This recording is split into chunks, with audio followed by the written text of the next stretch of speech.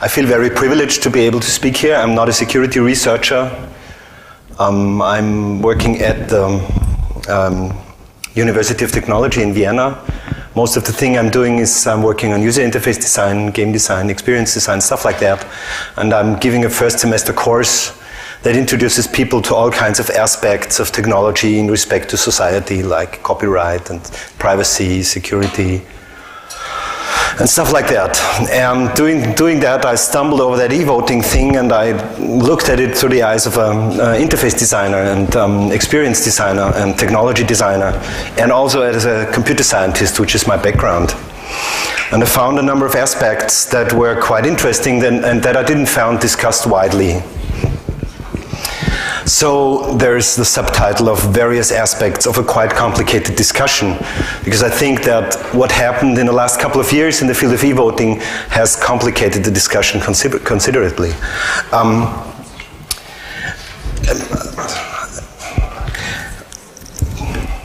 This will probably be a controversial talk, so I hope we can have a lot of discussion afterwards, and I hope you don't get your axe and throw them at me or something like that. So, my name is Peter Purgathofer. I'm from the Design and Assessment of Technology Institute at the Faculty of Informatics, Vienna University of Technology. And I'm going to talk about democratic elections, and it's a good starting point to remind ourselves that democratic elections have two basic principles, that is, they are free and fair. So what that means is basically that the voter can cast a ballot by themselves secretly and free of influence and stuff like that. In Europe, this is also turned around, and it's said that you not only have the right to do so, we should take care that you do so. So we try to hinder you to sell your vote, for example.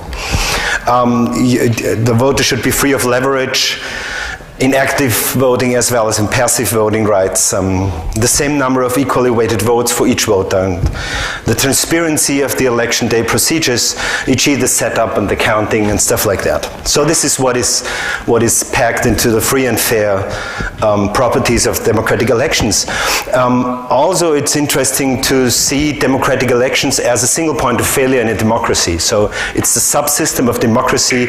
If this subsystem fails, the whole of democracy fails. You can make a democracy fail by forging elections, by making election fraud happen. So I'm going to talk about eVoting. There's a number of things that are associated with eVoting, like web polls, internet elections, online voting.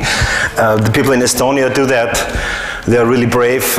You can ask me afterwards what I think of them otherwise. Especially in the light of the recent denial of service attacks that happened in Estonia, which put that in a new light for me. Electronic voting machines, there are online electronic voting machines, offline electronic voting machines, and of course electronic ballot systems in rooms like that or in the parliament where people press a button and it's collected automatically. Then there's the aspect of something like networked polling stations, and I'm only going to talk about this one aspect, the electronic voting machines, because this is the one aspect that is in the discussion at mostly in the discussion at the moment. And also this is what it seems, there's a political discussion in Austria whether we should get voting machines, electronic voting. They even discuss about internet elections. Okay, so electronic voting machines. This is a wonderful example. I wouldn't trust this machine too much personally. WinVote, it says, so it probably runs under Windows, but that's just a starter. So electronic voting machines are known or have made themselves known recently in the last couple of years because of many technical problems, because of, especially in this case, the political entanglements, and they have spawned a number of conspiracy theories. So there was much attention on the debug machine, so we'll concentrate for the technical aspects, maybe on debug machines, but also on other samples. In the discussion about electronic votings, of course you have pro-arguments and contra-arguments. So the people who are for electronic voting, they say, we want to see the higher voter participation. Electronic voting is cheaper, you have the results faster. The moment you close the last polling station, you have the results of the whole election. You have no manual counting errors. As we know, manually counting the votes introduces a certain rate of error. human error. You have simpler access to the voting machines. It's potentially more accessible. You can, of course, build voting stations that are highly accessible for all kind of challenged or disabled people. They say you have no more invalid votes, which is a really interesting argument. Of course, you can build electronic voting in a way so that you cannot cast invalid votes. But the problem is it a right to cast an invalid vote? But that's a different discussion. And this is especially an interesting point. Of course, there are new possibilities. There are people dreaming of dissipating information about ongoing elections during the ongoing election. So then you have the arguments against e-voting. There's, of course, the insecurity of technology and the human nature as counter-arguments. You have a loss of transparency and exposure of the secrecy. You have new possibilities for manipulation through the use of a technology that is manipulatable. Is that a word? I don't know. And to contrast the cheaper argument, the argument against e-voting is that it's more expensive. And I basically will look at two arguments from each side. And let's start with the argument that it's cheaper. Now that's an argument that you heard a lot about 4 or 5 years ago. Since then there have been a number of trial runs for electronic voting in European countries, of course in the US. And there are a number of results. So one is in Canada, the chief electoral officer came to the conclusion that electronic voting costs as much as 25% more than regular voting. What is interesting here is that they set an e-voting moratorium that will remain in place indefinitely because of the problems they had with electronic votings. Marcel Blanchard said that electronic voting machines do not offer sufficient guarantees of transparency and security to ensure the integrity of the vote. That's another part. What is interesting here is that in a very large example, they came to the conclusion that it's actually more expensive, and that's not just for one election. What is very interesting is there are estimates that it's actually 3 times the cost per ballot for electronic voting. And that's an organization that is not against electronic voting itself. They are for a clear ethics for electronic voting.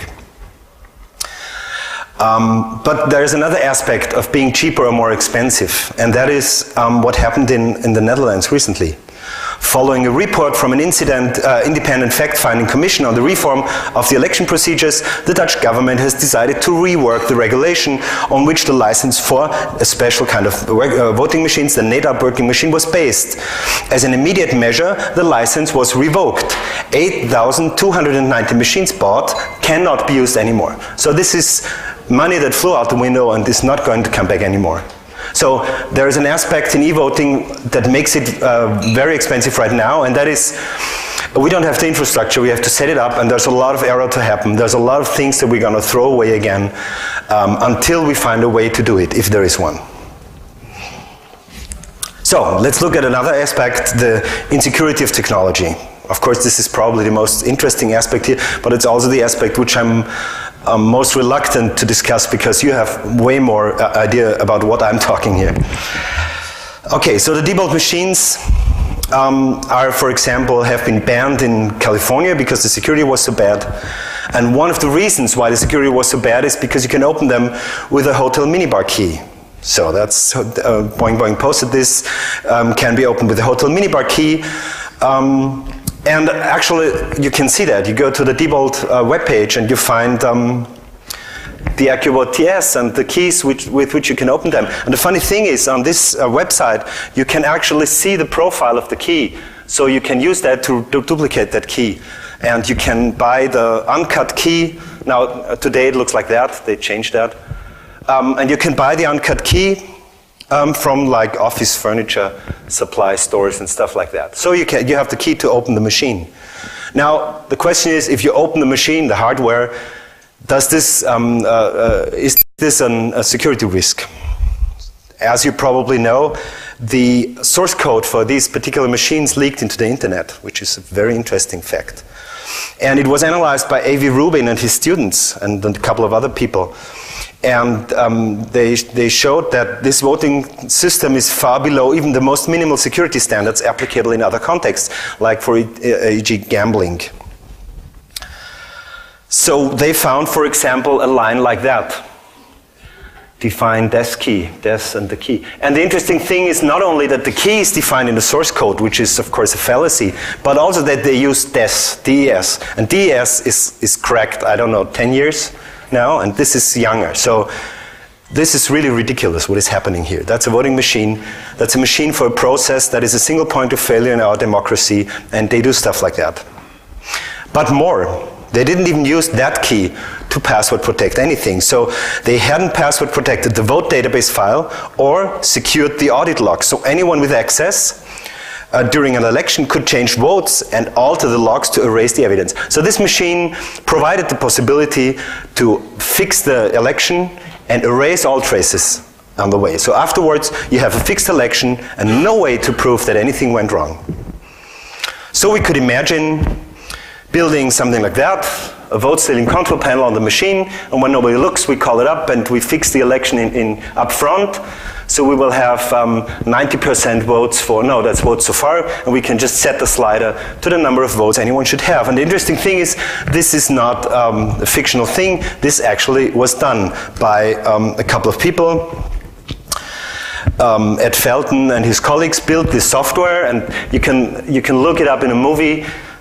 Security analysis of an electronic voting machine. You can find it on IT Policy, Princeton, Edo. And the interesting thing is that it really works. So you can do the software, you can spread it from one machine to another, exploiting the upgrade mechanism that the machine has. So you come, there's a card that updates the machine to the newest software, and the malware just places itself on this card, and it gets taken from one machine to the next. That's what they also showed. But also you can fool the machine in a way so that all self-test runs are positive. The trial election that you stage works out like you planned, and if you start the real election, then a malware comes in, fixes the election, changes the result, and then vanishes again without any trace. It deletes itself, and because it can fix the log files, it doesn't leave any traces. You can find more information about exploits of voting machines in a movie that is quite recent, Hacking Democracy. You can see it on Google Video, interestingly enough, in the full version,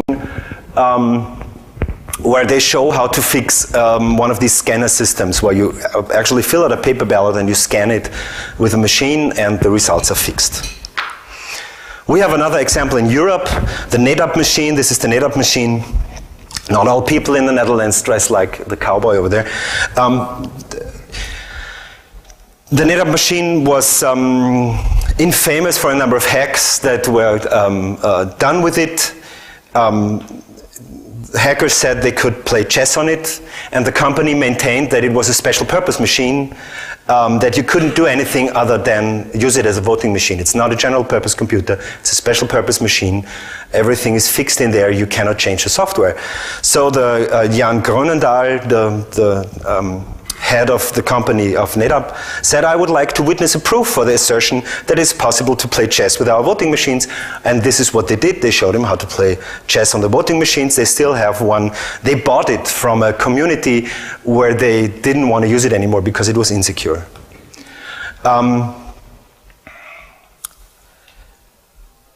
And there was another thing that happened, so that was the statement from Jan Grönendahl again. Moreover, we explicitly paid attention to the goal that the voting machines work standalone. That is to say that there is no connection with the network, so that an interference from the outside is impossible. What more could you do, is what he's saying. We make the machine totally standalone, there are no interfaces to the outside, you cannot interfere, you cannot listen, you cannot do anything.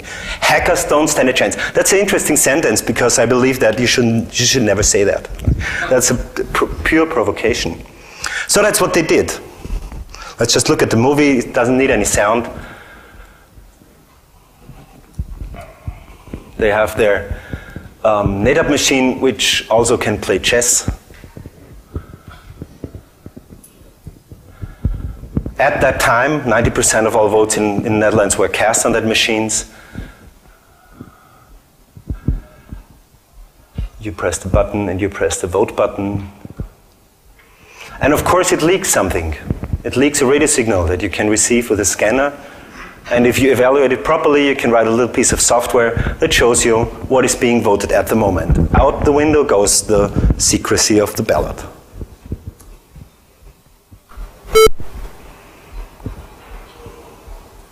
So here's a more or less proof, however possible it is to prove something in a video. Okay, so it works not only besides the machine, it works 25 meters, 70 feet away. So you can stand outside the room where the polling station is and just record everything that happens in there and correlate it with the people that walk in and out. And you'll have broken the secrecy of the ballot. Wonderful. We have an example from Germany. They also used the native machines. The voting computers were delivered ahead of the arrival of the Electoral Commission and were standing unguarded in the freely accessible polling station, at most guarded by the school janitor. What a qualified person to do that. They were secured by means of simple lead seals, you know, these little 1 centimeter diameter things that can be forged and manipulated with little effort. So this is the report of a Chaos Computer Club election observer group that worked at Lord Mayor election in Cottbus. This is of course not a single case. That's a very famous case from Ed Feldner. I was going about my business this morning when I was surprised to see some unattended electronic voting machines that had already been delivered to a polling place in advance. I wasn't looking for voting machines, not knowing that it served as a polling place, but the machines were pretty hard to miss. And to prove it, he took a picture of himself with the voting machines, unattended, unguarded. If he was a malicious hacker, he could have had enough time, more than enough time, to rig the election, to fix anything, to do what he ever wanted. Now, we've moved from purely technical problems to the human side of the problem, that there is always another problem with security, and that is people are responsible for it. The interesting thing is that in a couple of thousand years of civilization, we've learned to cope with human error, but we've not yet learned to cope with machine insecurity coupled with human error. So that's a problem that is very, very dangerous. As Bruce Schneier says, amateurs tend to attack machines, professionals target people.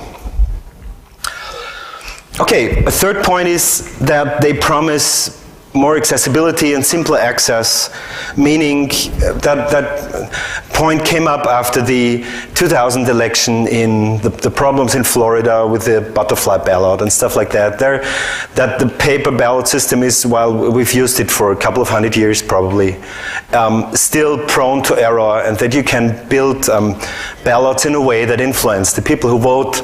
We have a very famous example in Austria ourselves. There was an election whether to become part of Germany like 50, 60 years ago, and the yes was a very large circle and the no was a very small circle. So, let's see. Of course, there's a downside to this. There's an election in France that was analyzed with interviews with people who are elderly. It's a total chaos. We don't understand anything. And that's not surprising, because most digital technologies, information communication technologies, are built in a way that the elderly really have problems with it. I have come here twice, and twice I've had to walk away without voting. It takes too long. Well, that's a funny problem, because potentially this could go much faster.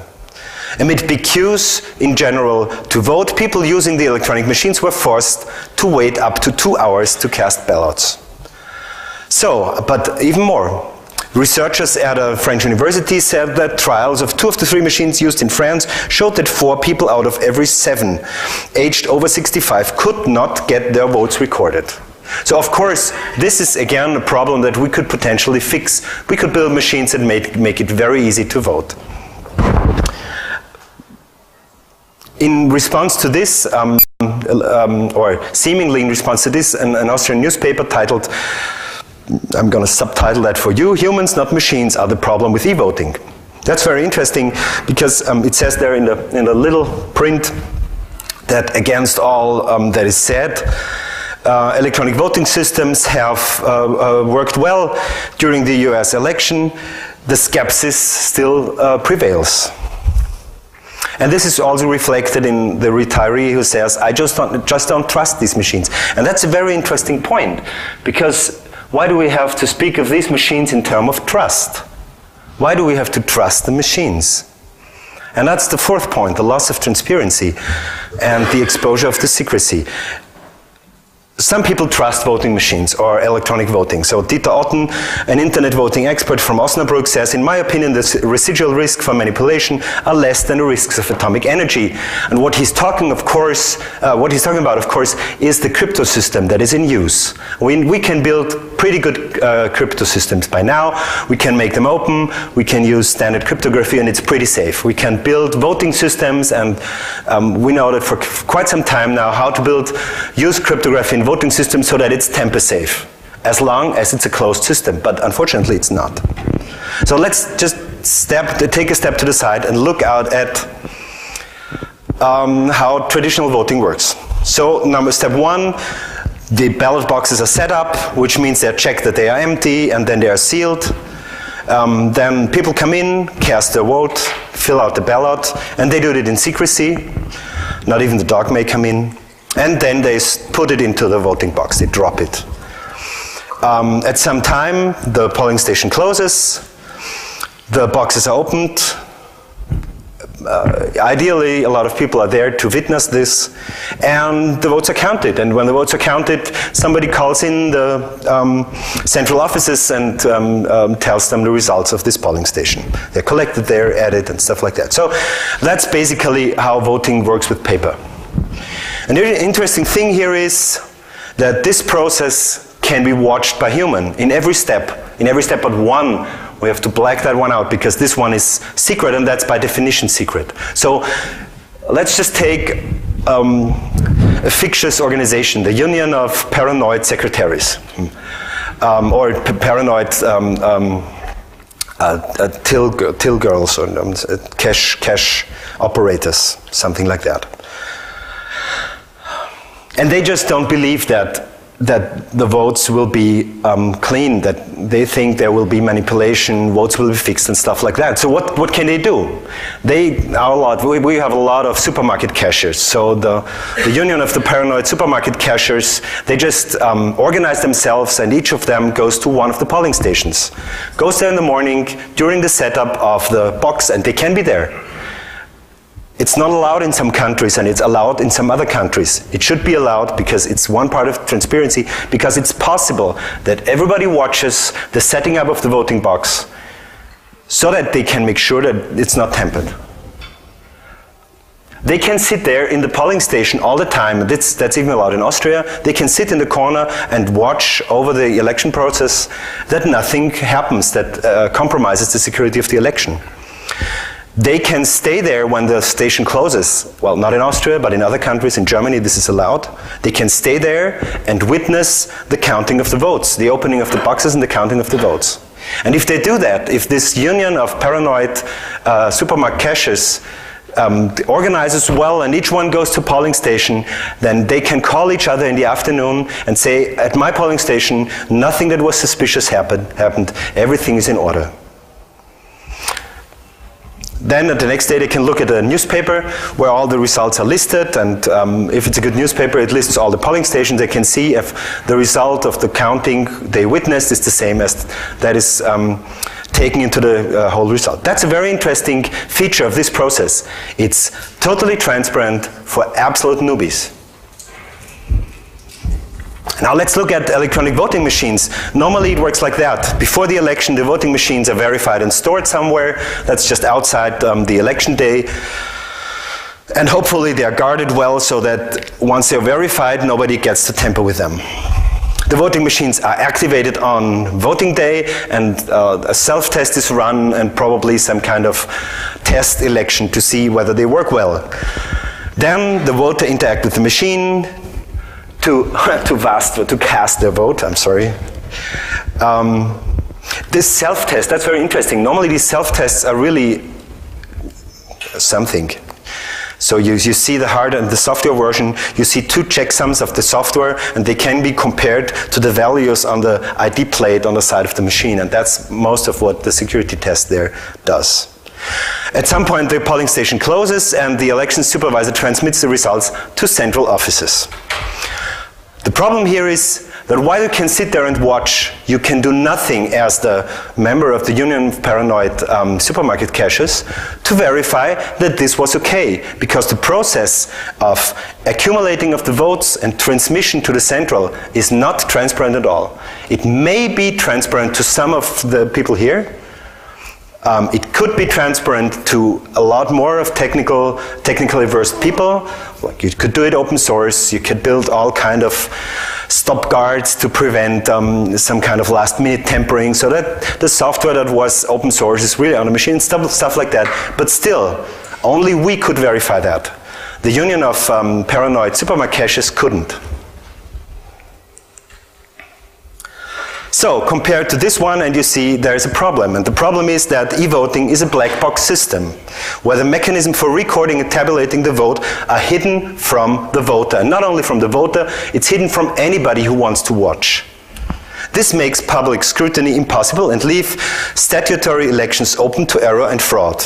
Error and fraud, not only fraud. The Open Rights Group, they were observing the May 2007 election in England, I think, and found that it wasn't going very well. The Open Rights Group cannot express confidence in the results for areas observed, because you cannot observe.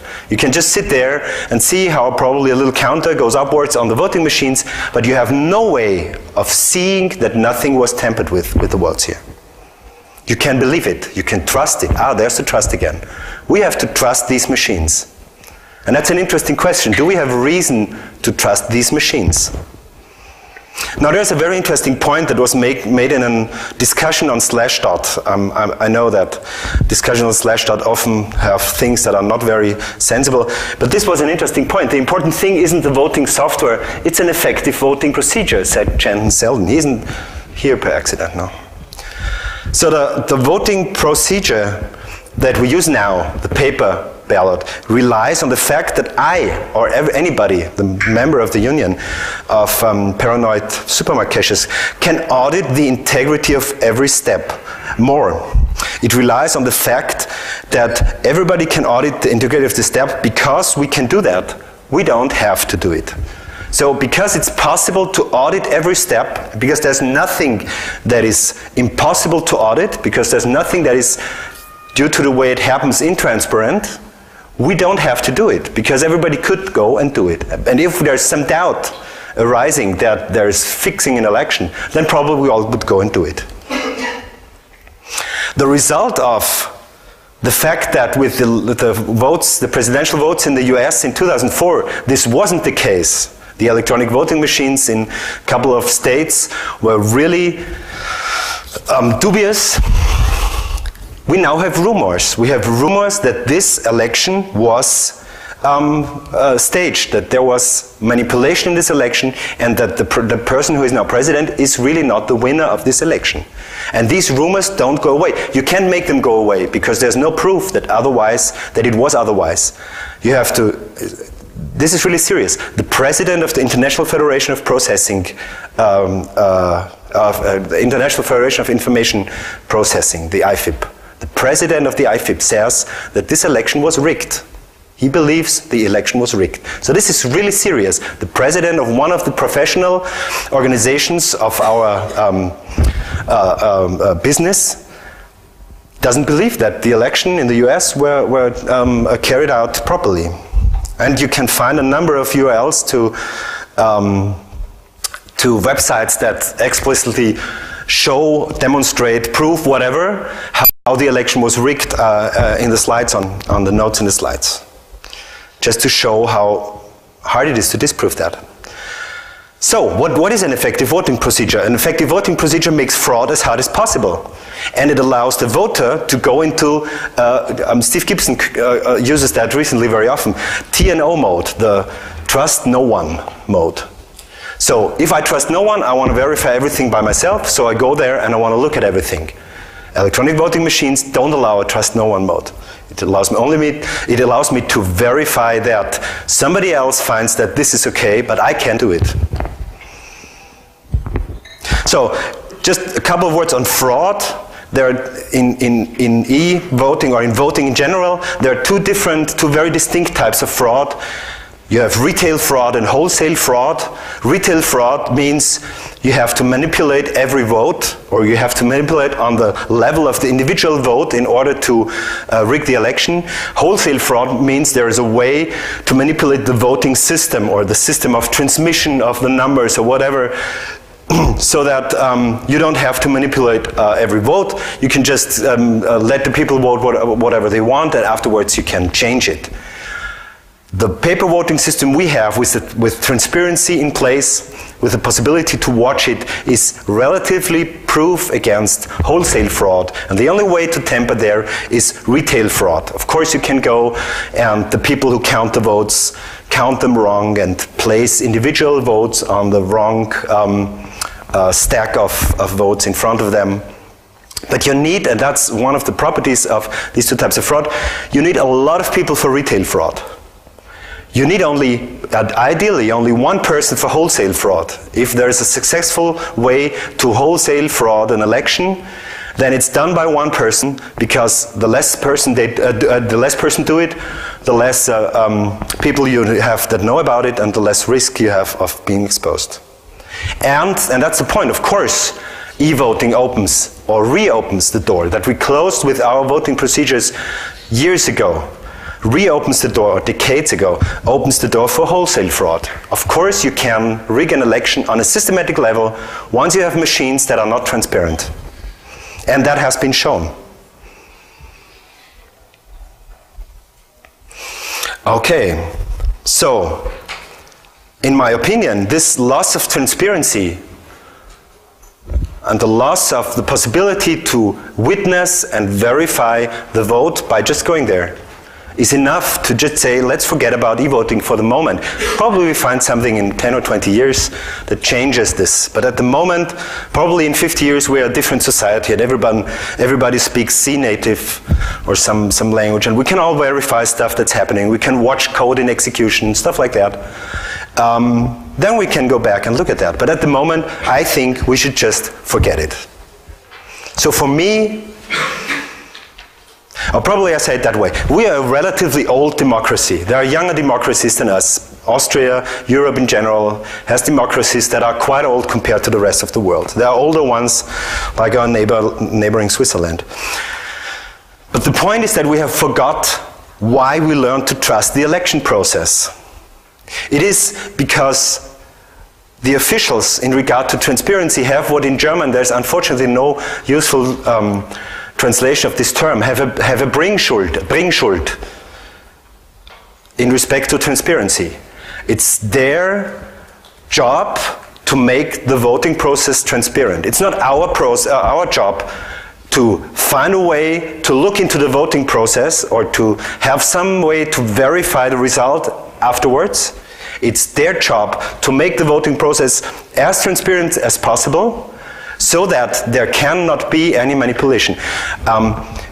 There is the idea of the tower. Oh my God. There was the idea that you build a prison like a tower, and all the cells are perpendicular, from the center. And you have an elevator in the middle that goes up and down. No, you have a person sitting in the middle behind a mirror. And it can look, this person can look into every cell because it's round, and because of this possibility to look into every cell, but the mirror through which the person looks, so that the person sitting in the cell cannot see if he or she is being watched. The theory says that this is a very good prison because the people don't do anything because they could be watched. Of course, this is not a good prison. It reigns on fear. It reigns on the possibility of being observed all the time. But if we turn it around and say that's what we want from an election, we want an election that is so transparent that nobody has the idea to want to rig it, to want to manipulate it, because somebody could be watching and he could be exposed. Then that's what I call an effective voting procedure. So for me, e-voting at the moment is a no-go. And just to explain in an epilogue why I think that it's such a big topic in the, not only in political circles where I can understand it, but also in security and technological adept circles, is something that came to me yesterday. I think that eVoting is a technological temptation. When it's one of these problems where we all immediately switch to problem-solving mode when somebody describes it.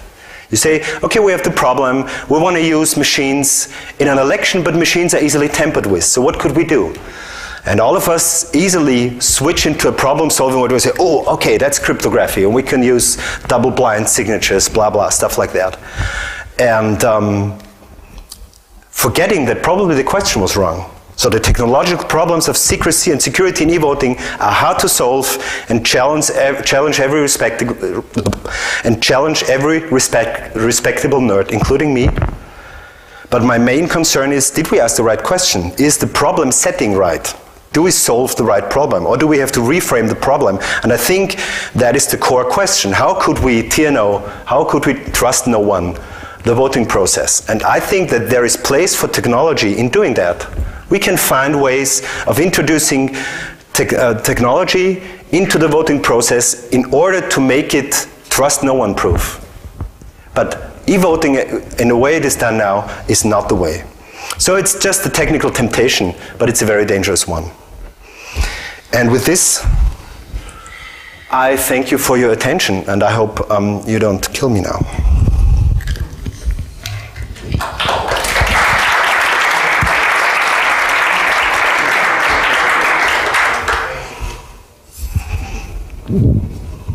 That's way too much. You learn. Thank you. Yeah, I learned my lesson. Oh, very good talk, thank you. If you just could put your pros and cons slide, then I could share with you the experience we had in France for the last president voting, because we had some town using voting machines. And so basically, if we take all the pros, so the one that is next to the place I live, they didn't have a higher voter participation because the process was so screwed that people were giving up. They were queuing for hours and at some point were giving up. So it was not cheaper, obviously. The result didn't come faster because of the process. So they were supposed to close at 8 p.m. and in fact the last voter came at 9:15. So they took more than 1 hour late on the schedule. No error counts. Too bad for them. So basically people vote on the machine and then sign a registry. And they had on 1/3 of their offices, they had errors between the machine count and the registry count, which is actually bad. Simpler access. They were not adapted for disabled people. So a lot of disabled people, especially blind people, couldn't vote. Just simple as this. So bad for the accessibility. The other problem is in France, when you want to vote, you can have multiple booths to actually cast your vote, one every 1,000 voter, but only one urn to take the votes. And a voting machine is an urn, so you only have one per place. So that means that everybody has to queue and vote one by one, and every time you have a problem, then you're delaying the whole queue behind you. So what you say, it doesn't scale? No, it doesn't scale at all. You can have, it's very easy to make a polling station larger for more people. Definitely. But, every time someone can't cope with the voting machine, it's delaying the whole process. So no more invalid votes. The problem is some people couldn't vote, so they've been assisted by someone, which is prohibited by the process. But actually, people could observe assisted votes. So simply the vote should have been invalidated at that place. And but the new possibilities, they're just banned from the French legislation point of view. So if you take all the pros here, they were just all invalidated in that simple election process. And that's the experience we have. And on top of that, we have other things like no certification for the machines. We have machine with license where they fail at some basic test where they should success and everything like this. And it's very, very worrying in the end. So. That's great to hear. I mean, not, but I think the point is that I would expect that from any technology used in any context from my prior life. Whenever technology is introduced to some new area, you have exactly these problems. But the wishful thinking is that they can be cleaned up. They can be, the technology matures, and in a couple of years it works beautifully because we can learn so much from our failures. I think that one thing you said here hadn't occurred to me yet, that it doesn't scale the way normal voting does. That's one point that you can't clean up. It doesn't get better. And the other point is that the process won't be more transparent, even if we mature the technology through several generations. One thing that's very interesting, you said, there's a practice in Austria of letting very old people vote. There's a person from the election office going to retirees' homes and helping people to vote there. And as from the experience that told by people who have witnessed this is a very dubious process, because some of them can't read anymore. So you read to them the labels next to the circles where they make their cross. Of course, you can tell them whatever you want.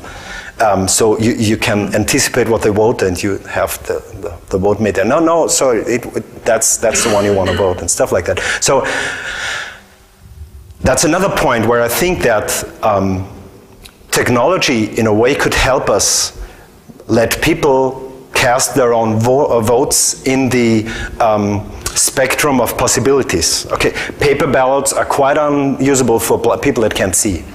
But of course I can build this very simple machine where you put in the paper ballot, you can feel the choices you have, you can press a button, and this machine can be so simple that it's transparent, that I can check it, that I can see if I press this button, then the right cross is made, and stuff like that, without any electronics.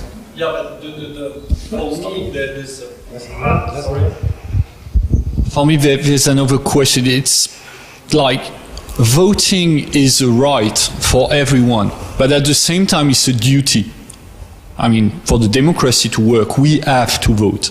And thus the authority has to make it so we can vote in proper conditions. Yeah. I mean, if an elderly woman or man wants to vote, the authorities has to give them the possibility to do so. And it's the same for blind people, it's the same for disabled people, for everybody.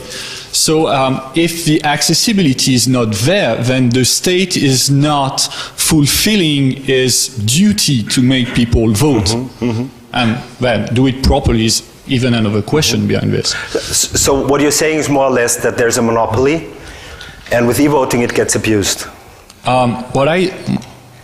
Because there's only one provider for voting, and that's the state. And by doing what the state wants with the voting procedure, he abuses the... Yeah, but the state is, comes out of the voting of people. Oh yeah, that's right. So probably there's the wishful thinking. No, sorry, no, that's not right. No. Okay.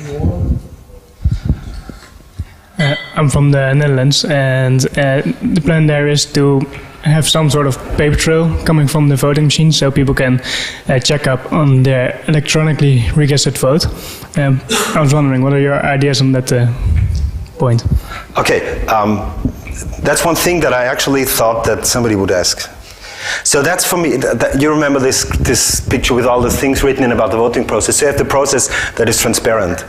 And what a paper trail does is it takes the process that is not auditable, that is not transparent, and creates a parallel second process that you can audit. And the question for me now is, why should I want to do that? Why should I want to make an intransparent process and then create a second process that I can verify the first process, when my goal in reality is that I want to have states deliver on that Bringschuld, that they have to make the process transparent in a way so that it can be checked at every step, not afterwards, but during the process. And this is not what happens here. This places, oops, this is like outsourcing, okay?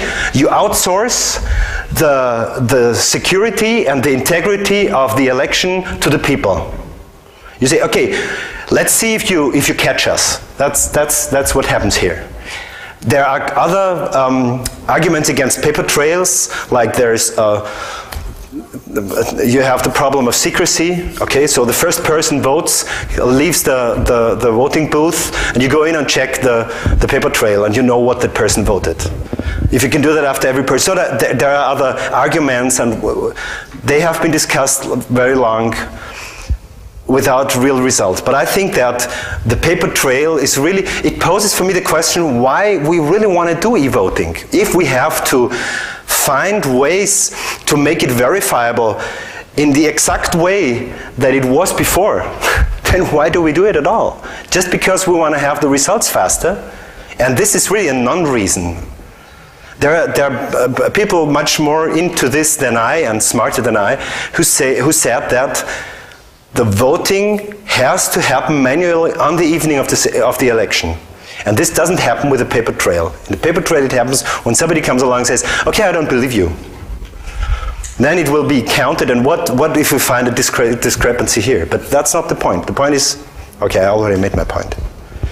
But we can turn it around. We could probably say, we make the transparent process, and we make a second process that is probably not transparent, that watches over the transparent process in an additional way. We could think about that. I'm not sure. That was just some idea when I made the images here.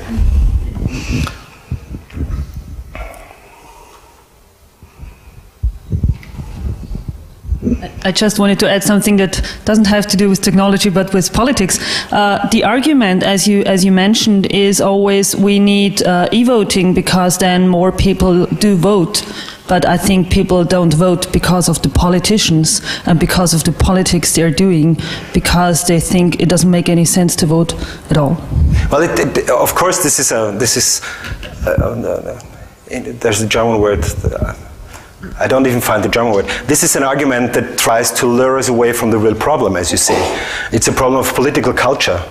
We have experienced in Austria that when something is really at the stake with the votes, then a lot of people go voting. If there's trust and confidence in politics, a lot of people go to the votes. Our minister for higher education wants to introduce e-voting to the election at the universities, the students' elections, because the participation there is traditionally low, around 30%.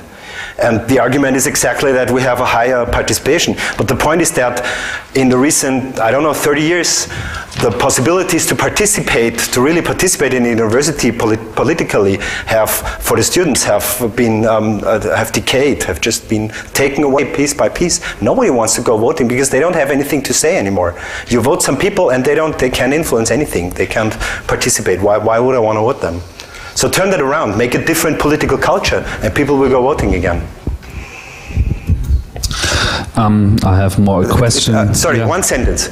If this was really the central argument, I would say pay everybody who goes to the vote 15 euro.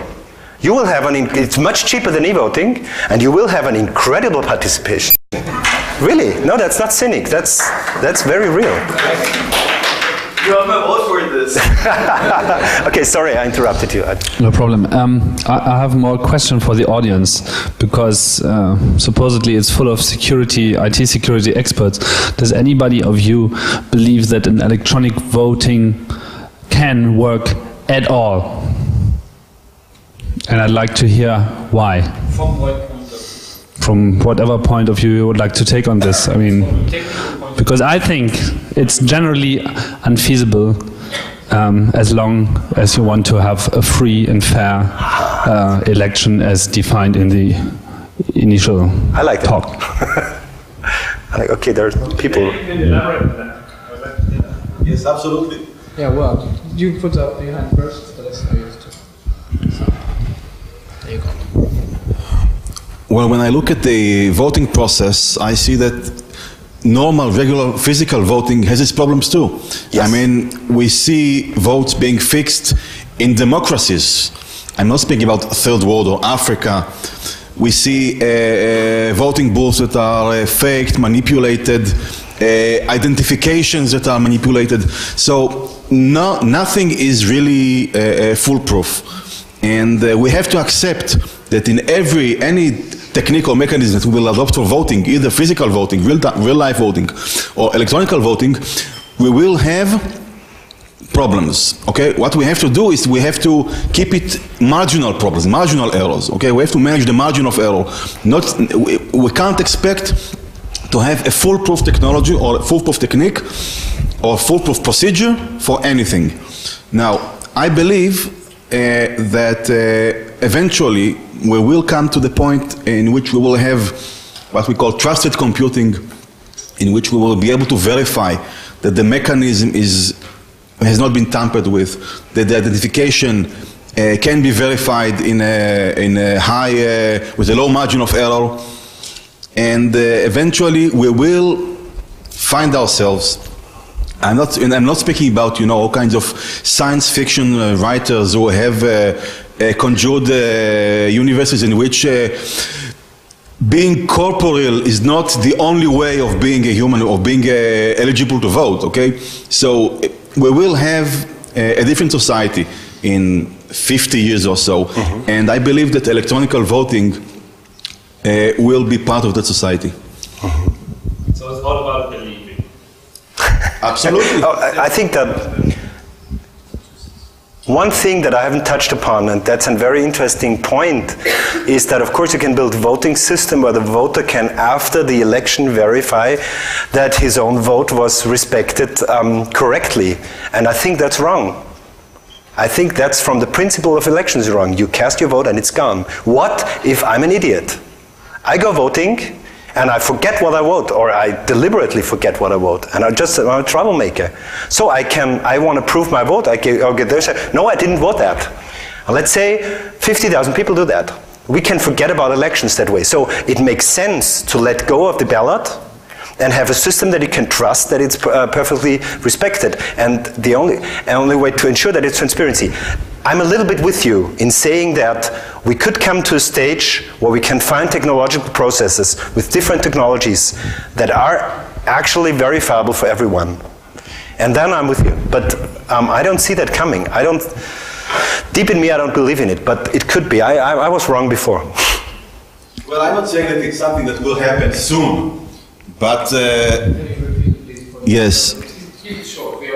Okay, I'm not saying that it's something that can happen soon, but I think that we shouldn't just let go. We have to continue and to find ways to find verifiable architecture, verifiable computing environment in which we can eventually have secure e-voting. I just have one comment on this. So I work in a domain where we produce software that has less than 10⁻⁹ probability of mistakes. So that's very low. So from a technical point of view, yes, we can build a trusted machine that makes barely no error. But the problem is in the process and in the scale you give to someone that fraud.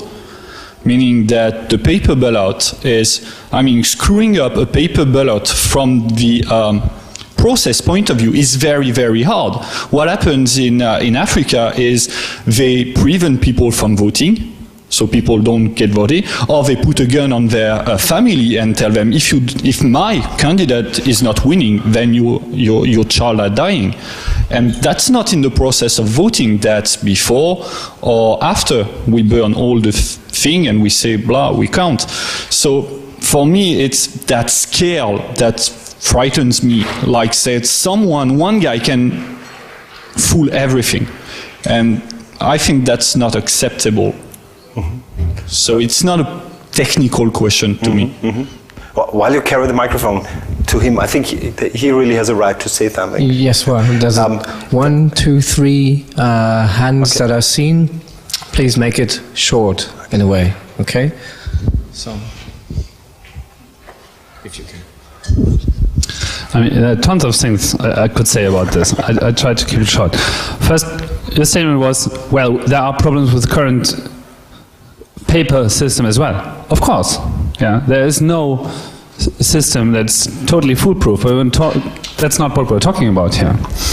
The point is, and he brought it up in this talk as well, with paper ballots, if you really want to have an influence on a big election that has big influence on the society, you need a conspiracy of many thousand people working together to change votes in a way that makes sense to them, you know, that pays back. This is infeasible. This is totally impossible.